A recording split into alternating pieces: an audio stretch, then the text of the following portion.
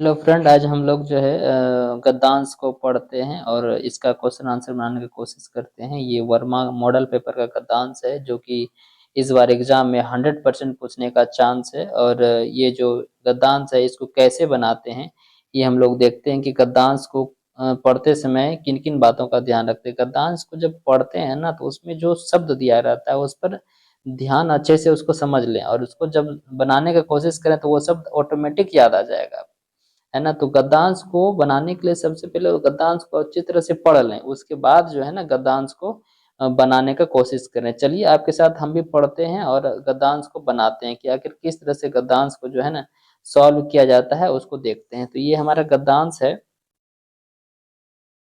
जिसको हम लोग जो है ना सॉल्व करते हैं। आइए पढ़ते हैं।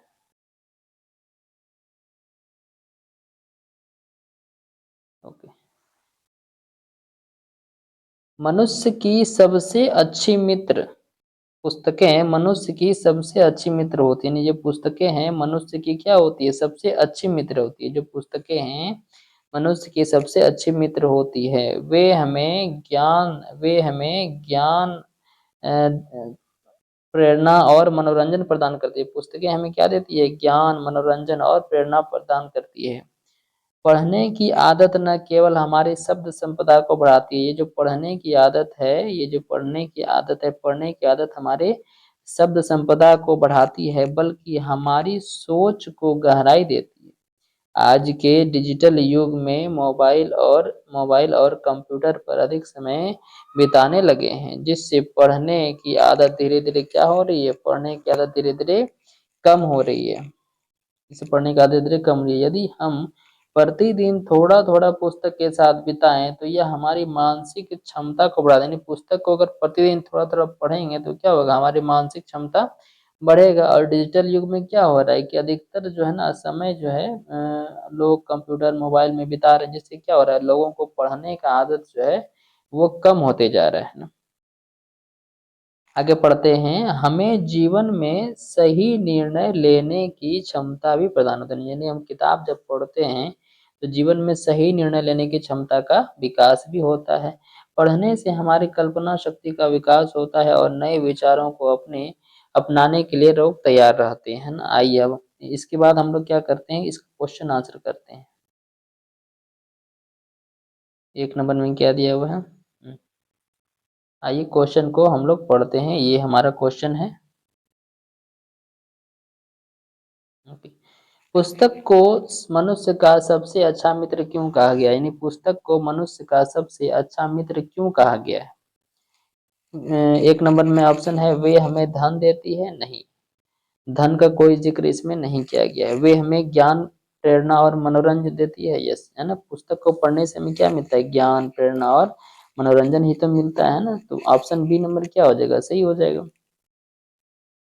इसके बाद है, डिजिटल युग में पढ़ने की आदत कम होने के कारण क्या कारण है। डिजिटल आज के समय में लोग किताब कम पढ़ता है और मोबाइल ज्यादा पढ़ता है ना।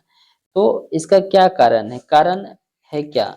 1 नंबर में क्या है, 2 का 1 नंबर देते हैं। लोग मनोरंजन के लिए केवल अखबार पढ़ना पसंद करते हैं। नहीं, अखबार का तो कोई जिक्र इसमें नहीं किया गया, इसलिए अखबार तो नहीं होगा। बी नंबर क्या कहता है, लोग अपना अधिकतर समय मोबाइल और कंप्यूटर पर बिताने लगे हैं। ये 2 नंबर सही है, क्योंकि आजकल क्या हो रहा है, लोग अधिकतर मोबाइल और कंप्यूटर चलाते हैं जिससे किताबें पढ़ने का इच्छा कम होते जा रहा है। 3 नंबर, प्रतिदिन पुस्तकों के साथ समय बिताने से क्या लाभ होता है। प्रतिदिन पुस्तकों के साथ समय बिताने से क्या लाभ होता है। जब अभी हमने पढ़ा कि पुस्तक पढ़ने से क्या होता है, पुस्तक पढ़ने से होता है मानसिक क्षमता और निर्णय लेने की क्षमता क्या होता है, विकास होता है। तो 1 नंबर में ये मानसिक क्षमता का विकास होता है ना, मानसिक क्षमता का विकास होता है और निर्णय लेने की योग्यता भी बढ़ जाती है ना। 3 का 1 क्या हो जाएगा, सही हो जाएगा। 3 का 1 नंबर हो जाएगा सही। इसके बाद अगला क्वेश्चन क्या है, के बाद अगला क्वेश्चन है, ज्ञान शब्द का 4 नंबर देखते हैं। ज्ञान शब्द का पर्यायवाची गद्यांश के अनुसार कौन सा होगा, है ना। ज्ञान शब्द का मतलब क्या होता है, ज्ञान मतलब ही होता है शिक्षा, है ना। पुस्तक तो नहीं होगा, खेल भी नहीं होगा, तकनीक भी नहीं होगा, तो क्या हो जाएगा, ज्ञान मतलब हो जाएगा शिक्षा। अब अगला पदांश देखते हैं।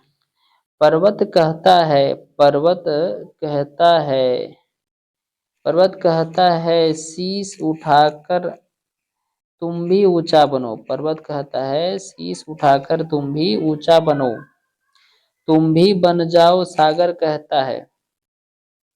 पर्वत क्या कहता है? शीश उठाकर तुम भी ऊंचा बनो। पर्वत कहता है शीश पर्वत कहता है शीश उठाकर तुम भी ऊंचे बन जाओ। सागर कहता है लहरा कर मन में गहराई लाओ। यानी पर्वत की तरह ऊंचा बन जाओ, और सागर कहता है मेरी तरह लहरा कर गहराई लाओ, यानी मन में गहराई लाओ। और सोच कैसा रखो? ऊंचा रखो। मन में गहराई लाओ और पर्वत की तरह सोच को ऊंचा रखो। अगला लाइन है समय। अगला लाइन है समझ रहे हो क्या कहती है, समझ रहे हो क्या कहती है उठ उठ कर, है ना।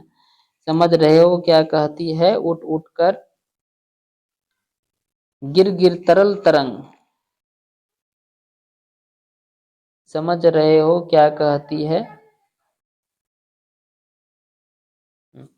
समझ रहे हो क्या कहती है उठ उठ गिर गिर तरल तरंग, भर लो अपने दिल में मीठी मृदुल उमंग। कहने का मतलब जीवन में जो उतार चढ़ाव आता है, जो सुख दुख जो समय आता है ना, उसको जो है किस तरह से जीवन में लाना है। यानी दुख का जब समय आता है तो आदमी उदास और हताश नहीं होना है, उसको भी उत्साह के साथ कठिनाई को समझना है और उसकी समस्या का समाधान के बारे में सोचना है। अगला है पृथ्वी कहती है धैर्य न छोड़ो, कितना ही हो सिर पर भार, नभ कहता है फैलो इतना, ढक लो तुम सारा संसार। मतलब पृथ्वी की तरह धैर्यवान बनो। पृथ्वी में आदमी कितना कुछ करता है, बोरिंग करता है, काट देता है, मिट्टी अलग कर देता है, लेकिन पृथ्वी कुछ कहता है? नहीं कहता है। वो सब चीज क्या कहता है? बर्दाश्त कर लेता है, धैर्यवान। इसी तरह जीवन में आदमी को धैर्यवान बनना चाहिए।